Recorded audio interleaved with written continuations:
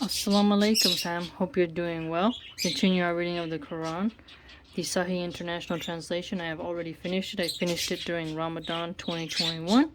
And I'm already on my third translation of the Quran, which is the clear Quran. And when I'm done with that, I'll read that on the channel as well, inshallah. We are in Surah al-Baqarah, picking up on 244. And fight in the cause of Allah, and know that Allah is hearing and knowing. Who is it that would loan Allah a goodly loan, so He may multiply it for him many times over?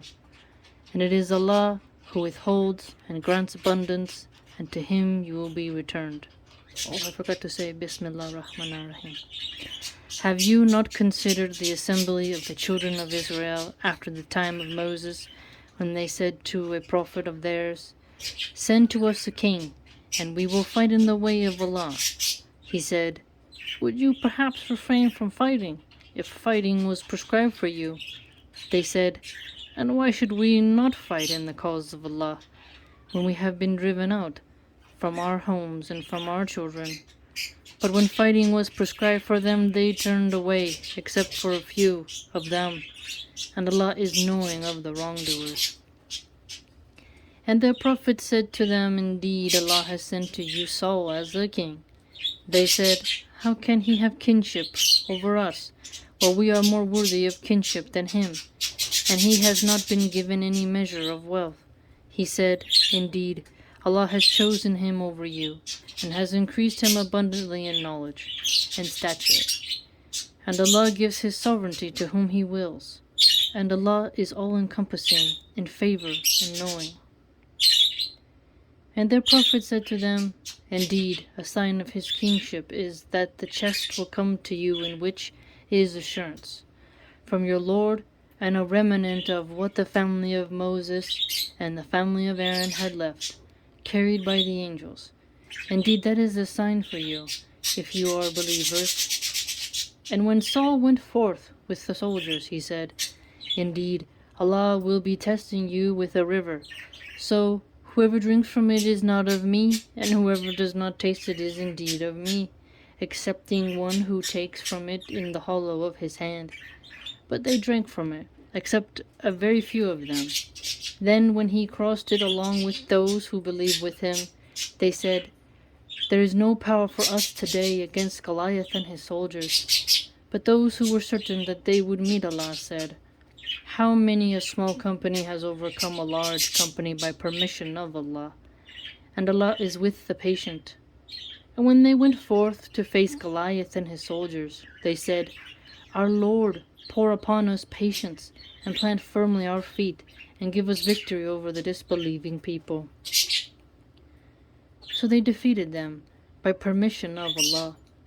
And David killed Goliath, and Allah gave him the kingship and wisdom, i.e. prophethood, and taught him from that which He willed. And if it were not for Allah checking some people by means of others, the earth would have been corrupted. But Allah is full of bounty to the worlds. These are the verses of Allah which we recite to you, O Muhammad, in truth, and indeed you are from among the messengers. Those messengers, some of them we caused to exceed others. Among them were those to whom Allah spoke, and He raised some of them in degree. And we gave Jesus, the son of Mary, clear proofs, and we supported him with the pure spirit, i.e. Gabriel. If Allah had willed, those generations succeeding them would not have fought each other after the clear proofs had come to them. But they differed, and some of them believed and some of them disbelieved. And if Allah had willed, they would not have fought each other. But Allah does what He intends. O you who have believed, spend from that which we have provided for you, before there comes a day in which there is no exchange, i.e. ransom, and no friendship, and no intercession. And the disbelievers, they are wrongdoers. Allah, there is no deity except Him, the ever-living, the sustainer of all existence. Neither drowsiness overtakes Him nor sleep. To Him belongs whatever is in the heavens and whatever is on the earth. Who is it that can intercede with Him except by His permission? He knows what is presently before them and what will be after them, and they encompass not a thing of His knowledge except for what He wills. His Kursi extends over the heavens and the earth, and their preservation tires him not. And he is the Most High, the Most Great. There shall be no compulsion in acceptance of religion. The right course has become clear from the wrong. So whoever disbelieves in Tagut and believes in Allah has grasped the most trustworthy handhold with no break in it. And Allah is hearing and knowing. Allah is the ally, and those who believe, He brings them out from darkness into the light, and those who disbelieve, their allies are Tagut. They take them out of the light into darkness. Those are the companions of the fire. They will abide eternally therein. Have you not considered the one who argued with Abraham about his Lord merely because Allah had given him kingship? When Abraham said, "My Lord is the one who gives life and causes death," he said, "I give life and cause death." Abraham said, "Indeed, Allah brings up the sun from the east, so bring it up from the west." So the disbeliever was overwhelmed by astonishment. And Allah does not guide the wrongdoing people. Or consider such an example as the one who passed by a township which had fallen into ruin. He said, "How will Allah bring this to life after its death?" So Allah caused him to die for 100 years. Then He revived him. He said, "How long have you remained?" The man said, "I have remained a day or part of a day." He said, "Rather you have remained 100 years. Look at your food and your drink. It has not changed with time. And look at your donkey, and we will make you a sign for the people.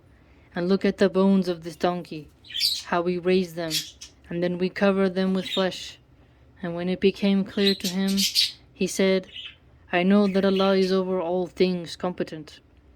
And mention when Abraham said, "My Lord, show me how you give life to the dead." Allah said, "Have you not believed?" He said, "Yes, but I ask only that my heart may be satisfied." Allah said, "Take 4 birds and commit them to yourself. Then after slaughtering them, put on each hill a portion of them. Then call them. They will come flying to you in haste. And know that Allah is exalted in might and wise." The example of those who spend their wealth in the way of Allah is like a seed of grain, which grows 7 spikes, and each spike is 100 grains. And Allah multiplies His reward for whom He wills. And Allah is all-encompassing and knowing. Those who spend their wealth in the way of Allah and then do not follow up what they have spent with reminders of it or other injury, will have their reward with their Lord, and there will be no fearing concerning them, nor will they grieve.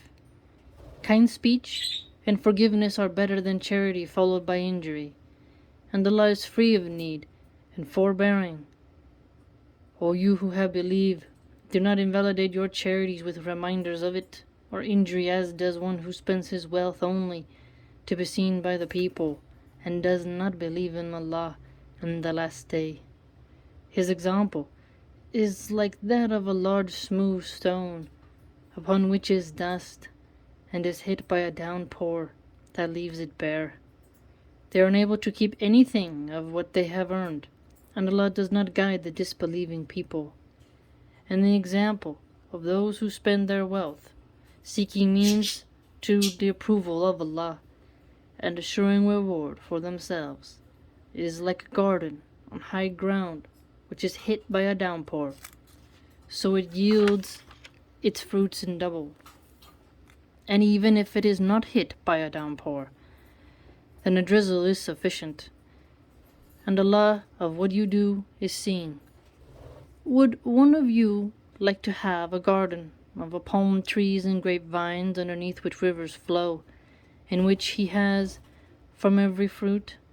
But he has afflicted with old age and has weak, i.e. immature offspring, and it is hit by a whirlwind containing fire and is burned. Thus does Allah make clear to you His verses, that you might give thought.